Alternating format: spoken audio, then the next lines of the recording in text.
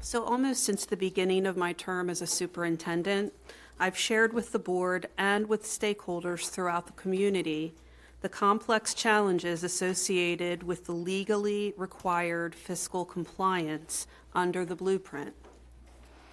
As we have previously discussed, under the IAB MSBE Joint Policy Number 2, we have 3 years to become fiscally compliant as defined in the law. With this school year, or the 2024-25 school year, being year 1 of that timeline. I've also shared that we plan to become 50% compliant in year 2, or the 2025-26 school year, by implementing significant changes to staffing at the secondary level. In year 3, or the 26-27 school year, we plan to implement significant changes to staffing at the elementary level as part of the final phase to reaching fiscal compliance. On January 8th, we presented the report of my fiscal compliance work group, and that was eye-opening. We described the initial report as a framework that we would use for implementation. The process we must undertake to meet blueprint fiscal compliance is very involved, as detailed in the report.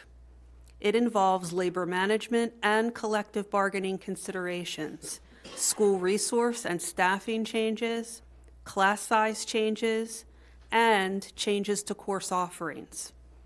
This work is always ongoing, is all-consuming for this school system, and will be that way until this process is complete in the school year 26-27. In recognition of the severity of these changes, we are committed to bringing key updates to the board on a monthly basis. Tonight's update may be shocking when you see the staffing changes, position reductions, and projected class size changes. Achieving fiscal compliance will bring tremendous change to how we staff and operate our schools. These changes will include the implementation of a new classroom staffing allocation standard. This new classroom allocation standard will differentiate the number of staff assigned to each school. Schools with larger percentages of students eligible under compensatory education will have more staff and smaller class sizes, while schools with smaller percentages of students eligible under compensatory education will have less staffing and larger class sizes. The new classroom staffing allocation standard will be accomplished by reallocating staff across our schools on a scale that we have never experienced before. In addition to staffing and class size changes, we will need to eliminate, reduce, and repurpose additional positions across our school system to meet fiscal compliance. As I have said many times before, these changes are unprecedented and will be very challenging for us.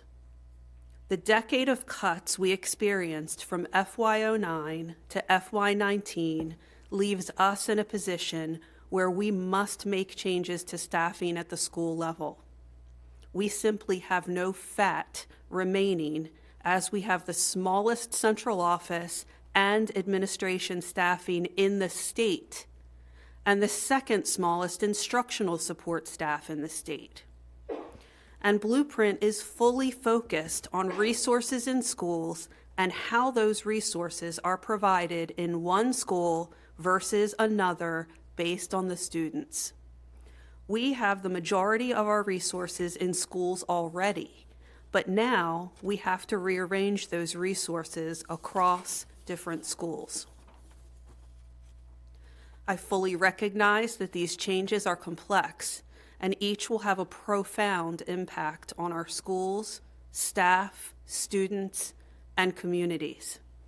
I also realize that these blueprint changes are occurring at the same time we are facing an operating budget deficit for next year.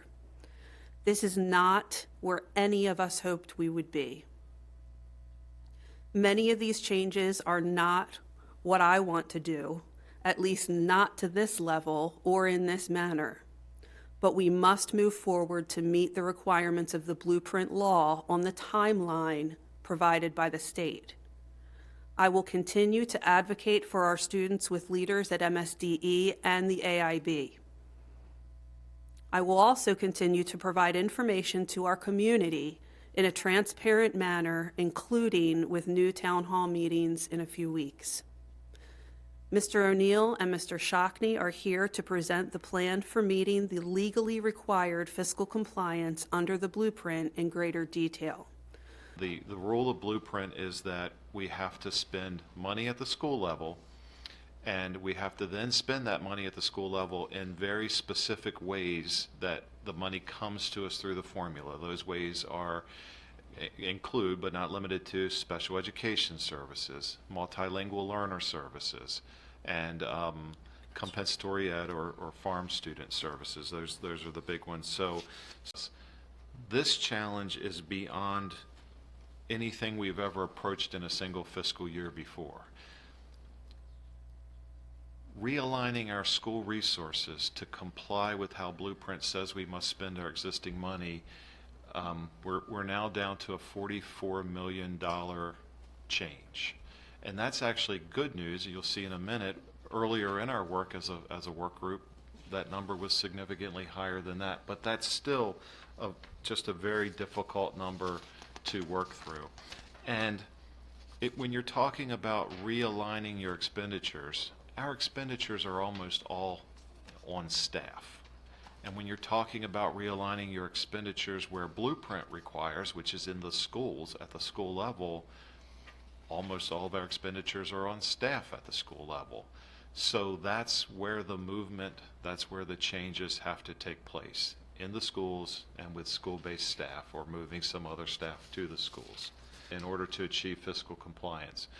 Our compliance gap in compensatory ed, we were looking at $39 million, $5 million in ESOL or multilingual learners, and then another $13 million in order to offer the schools some variance in the program areas of compensatory ed and ML, or multilingual learners, because this comes down to staff. We can't leave our schools in a position where they have to think over hard about who they hire for a specific role, and is that role assigned to comp ed or is that role assigned to EASE? We can't put our schools in that situation, and so we're creating a variance in those two program areas so that a school can't staff itself out of compliance. The challenge that comes with that is all of this is money being spent somewhere right now, and almost all of it's being spent right now on staff. And so if you're going to free up a variance or you're going to close a gap, you're going to have to free up the money from existing staff. So that was in January 8th. The good news is, through a lot of work based on how that report lays out, we have been able to identify some significant expenditures that we can code to compensatory ed. Largely that is the money we spend on special ed above the required Blueprint amounts. That's 10.3 million of the change, or of the positive change here. And then a few other items. Your operating budget still by state law, before Blueprint and still now. So your budget book, or the online version, your budget is broken into what we call 13 major categories. $44 million is more than all but 2 of the major categories of your operating budget. 11 categories of your major operating budget, this is more money than.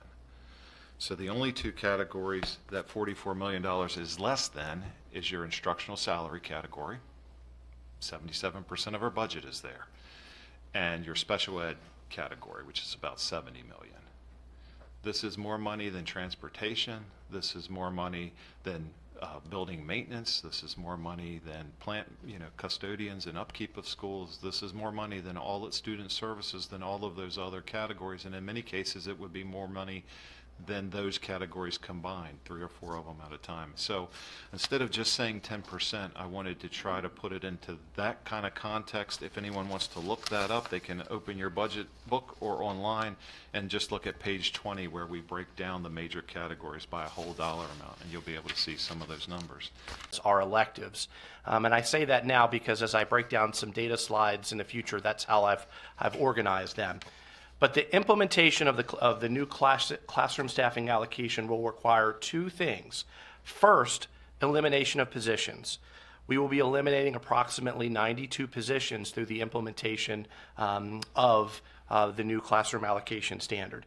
In addition to that, we will be moving an additional 90 staff members to implement the new classroom standard. This will address our $27 million comp ed gap that exists, but that is not the only way that we can overcome the gap. In addition to the changes in class sizes and class allocation, we will need to further reduce and eliminate, as a result of staff sizing, we'll have to reduce and eliminate some of our course offerings at the high school level in particular, but also at our middle level, but specifically at our high school level, and that'll address the gap. But in addition to that new standard, we will need to eliminate, reduce, and modify additional positions beyond the 180 I just talked about, and that's going to be about an additional 100 positions. So overall, we're talking approximately 280 positions within 2 years looking very different than they do today. And that's where the unprecedented change will come, and that's where there'll be tremendous challenges and things to work through. And I'll articulate those more as we go. There also will need to be changes to service delivery models for our multilingual learners. That gap is $4 million, but again, that's another gap of dollars that are being spent somewhere currently that need to be shifted into services for multilingual learners. I'll talk a little bit about that as we go, but that will be a follow-up item for the March board meeting in which I'll present some additional information on multilingual learners, along with the specific course offerings at the secondary level, high schools in particular, that will look different for next year. I pointed out there are complicating factors. We have nothing left to trim. We have no positions at a central office. We have very few remaining due to the $40 million in previous cuts from FY09 to 19. We've highlighted those previously, which were 375 positions, and in addition, 3 schools were closed during that time period. Dr. McCabe had shared that other systems are going through a very similar process. However, other systems have what we have cut over that decade to work with. And if we had those 375 positions, the impact on classrooms and resources at the school level would look much different. It would look very, very different, but we do not have that luxury given the cuts that we've been through. As I talk about positions changing, as I talk about class sizes changing, as I talk about positions being eliminated or cut, I want to be clear. All of the positions that I'm going to reference tonight are essential. We value the folks in these roles. They work very hard day in and day out for our students, but we are left in a situation where we must make decisions and therefore are doing so. But I don't want to in any way diminish the hard work of the individual people in these roles who are doing this work with our kids day in and day out. The implementation of the new classroom standard will result in us shifting staff from some places to others. There will be 90 staff members approximately that will be moved, but there will also be an additional 92 elimination or reductions in classroom teacher FTE. And that is so we can provide a structure where schools with higher percentages of comp ed eligible students will have a lower staff to student ratio, and schools with a lower percentage of eligible comp ed students will have a higher staff to student ratio. That is the only way that you can reasonably deploy $44 million and meet the fiscal requirement that's required. These are estimates. I will tell you that we have fine-tuned these multiple times, but I don't want any staff member, administrator, community member, or parent to walk away and say, this is exactly what the staffing allocation will be for my child's school next year. It very well may, but it also may not. We will continue to work to find efficiencies and implement any strategy to improve what we're planning.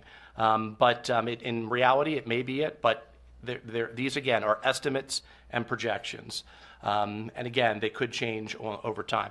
They're also based on this year's number of teachers and this year's number of students. So obviously, if enrollment goes up or down one way or the other, that will have an impact. But again, these are not the final staffing allocations for the upcoming school year.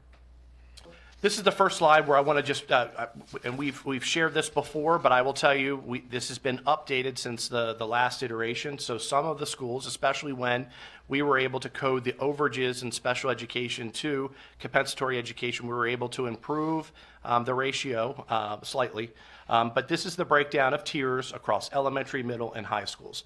I will point out for Winters Mill High School, that is an error, and I'll correct that. It should be 36% for the comp ed percentage there, but I'll update that for tomorrow when this is posted for the community. This also reflects, so that some schools may have changed a tier, this also reflects updated enrollment data. And so when the work group was meeting, we still had last year's data as the most recent state certified.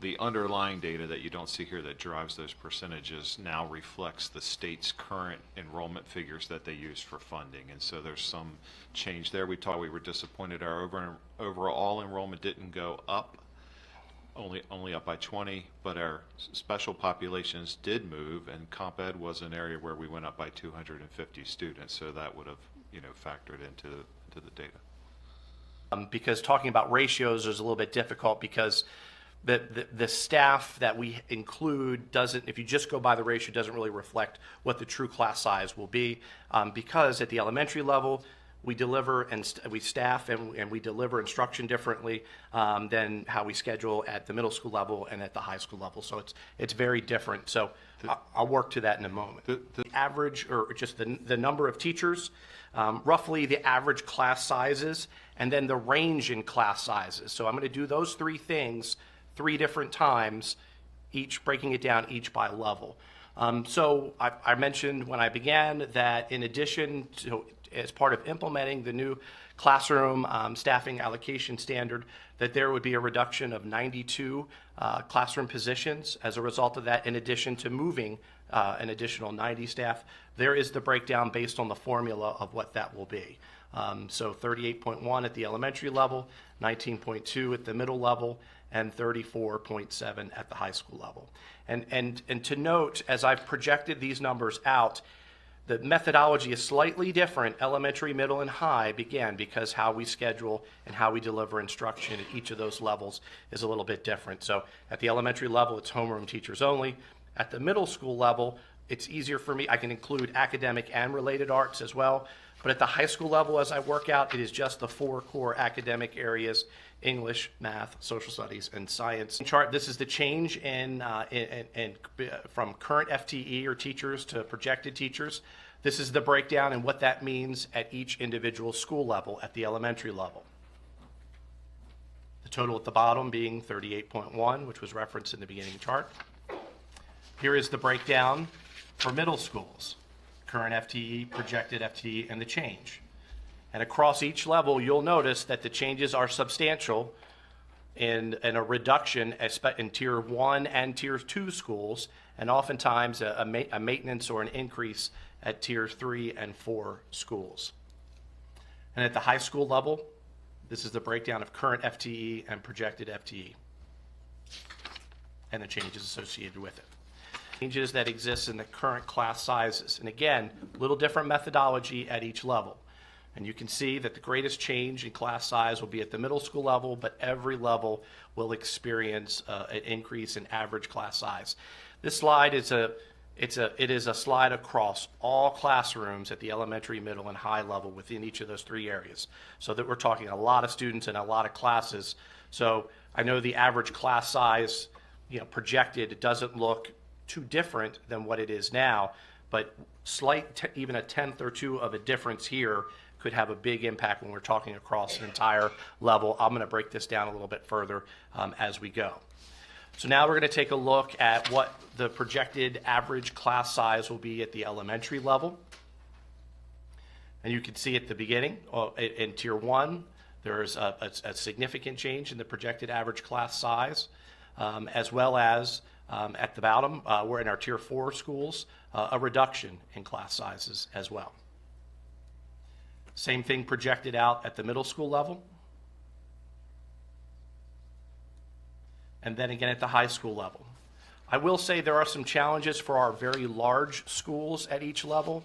Our schools with larger populations often are not always, many of our larger schools have fallen within that Tier 2 range as well, which makes things a little bit unique. So larger schools seem to experience a little bit of a greater impact if they don't have a higher percentage of compensatory education eligible students. Moving 90 people, positions, and then cutting 92 positions still does not get us there.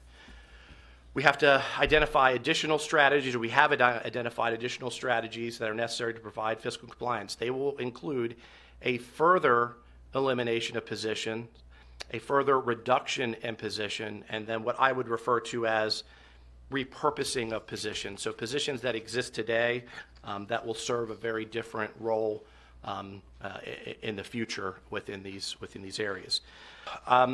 Here we have actions, the specific position, and then the implementation timeline. We have attempted to implement we're going to attempt to implement all the secondary transitions next school year, and then the elementary changes the following year. However, some positions at the elementary level will need to begin next year because of its interrelatedness to a middle or high school position. The first is an elimination. When I say eliminate, it also means to cut, but eliminate a mentor teacher school counseling position. Also, eliminate 2 special education instructional consultants for inclusion. Eliminate a coordinator of instructional technology, that's an administrative position. Eliminate 2 teacher of instructional technology positions. We currently have 3. This would be an elimination of 2. And eliminate a coordinator for career and technical education. That is an administrative position with us currently. And then the next 5 positions listed, the action is identified as repurpose. And that will be true for the coordinator of secondary ELA, the coordinator of secondary mathematics, coordinator of secondary science, coordinator of secondary social studies, and the current coordinator of STEM. These 5 positions will remain administrative positions, but their purpose and job functions will shift. Instead of focusing solely on the specific content area at the secondary level, these administrators are going to focus on their content area, but in the area of compensatory education and across pre-K through 12th grade. Additionally, up here under action is a reduction of athletic director, and we currently have 7 athletic directors. Currently, athletic directors are administrators in our structure. Under this, they would be reduced to becoming, the positions would be reduced to teaching positions in our school system. And then the final central office and administrative position listed here would be the elimination of 1 elementary assistant principal. So these are the changes and the proposed timeline for these changes for central office and administrative positions. Secondary positions. The first one listed is to eliminate 4 middle school reading specialists. Additionally, there'd be the elimination of 4 middle school math resource teachers, and the elimination of middle and high school media specialists. We currently have 15 middle and high school media specialists. We'd be eliminating 14 of those positions. And finally, for the secondary positions would be the elimination of 7 academic facilitators at the high school level. All of these implementations would be scheduled to take place next school year. And then the third set would be elementary positions. The first one would be to eliminate media clerks at the 22 elementary schools. In doing so, essentially in our media centers, we would have media specialists at the elementary level and media clerks at the middle and high school level. Because of that need for additional media clerks at the middle school level, this is an action that would be implemented next school year. Also, the second one listed is the elimination of elementary school reading specialist, 11 of them. That would be at approximately half of our elementary schools. Also, the elimination of 11 elementary school math resource positions, again, at half of our elementary schools. And the final item listed would be the elimination of the primary interventionist. We have 7 of those currently. So to take a moment and just in review of some of the things that I've said before, over 90 FTE will move as part of the new classroom staffing allocation standard. Over 90, or about approximately 92 positions will be eliminated or cut as part of the new classroom allocation standard. And then central office and other school positions, approximately 100 of them, will be reduced and or moved to align compensatory education expenditures. I did not go into any detail this evening on multilingual learners. That is my intent is to come back in March to share the plan for what will happen in the area of multilingual learners. And again, like Mr. O'Neill had spoken to before, the cuts are necessary to fund that staffing variance so we can function as we've been able to do with our hiring practices at the school level. ECPs, especially at the high school level where they've mapped out what they plan to do, and I know that these changes will result in changes to those plans. So we take that very seriously, but unfortunately we are in a position with little to no other option, and this is a plan for how we plan to reach fiscal compliance under the blueprint. If we would say no, we don't want to implement, because I know that we hear that as a board a lot. Why don't you just say no in light of the horrific cuts we have to make? What would happen if we said no? Mr. O'Mealy will answer that one. Well,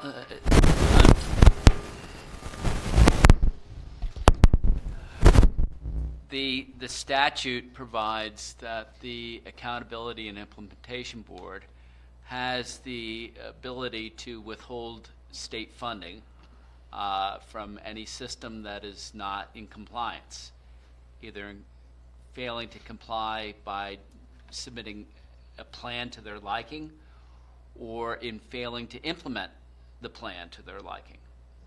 And so you've heard in the presentation this evening, meeting fiscal compliance, and that's what we're getting at. So it seems incongruous, but essentially the stick that they hold over the local school system's heads is if you fail to meet the dictates of the blueprint, they will make our situation even worse by withholding state funding. And they have the ability to notify the comptroller and make that ultimately their means of forcing compliance. In addition, there are provisions in COMAR with respect to the State Board of Education and the state superintendent and their ability to take action against board members or superintendents who fail to comply with state law. Section 4-108 of the education article is a provision that says that the board, the superintendent, shall make their best efforts to comply with the education laws of the state of Maryland, and that includes the blueprint for Maryland's future. I appreciate that. I just want to make sure the community understands. I'm going to ask you, if we didn't have these strings attached, these blueprint mandates attached, would we have to cut these positions? Would we have to eliminate these positions? No. What was that? I want everyone to hear that. No, this is about fiscal compliance. This is about spending money in the restricted manner in which they're saying it. And I Won't give us enough money to keep outdoor school open. They won't give us enough money to keep laptops. They won't give us enough money to ensure we pay the 3 other employment groups and honor our contracts. None of that will happen even if we make these cuts. these eliminations tonight are more about no longer spending money this way, stopping that so that we can spend money a different way. in ESOL or in compensatory ed services. They do not go towards closing the budget deficit. Great. I just wanted to make sure the public was aware of that. A lot of people think that, oh, we can do it. Or to Ms. Zimmer's point, we don't have to implement. We have no choice here. And And all of the options are terrible, but this is what we're faced with. And if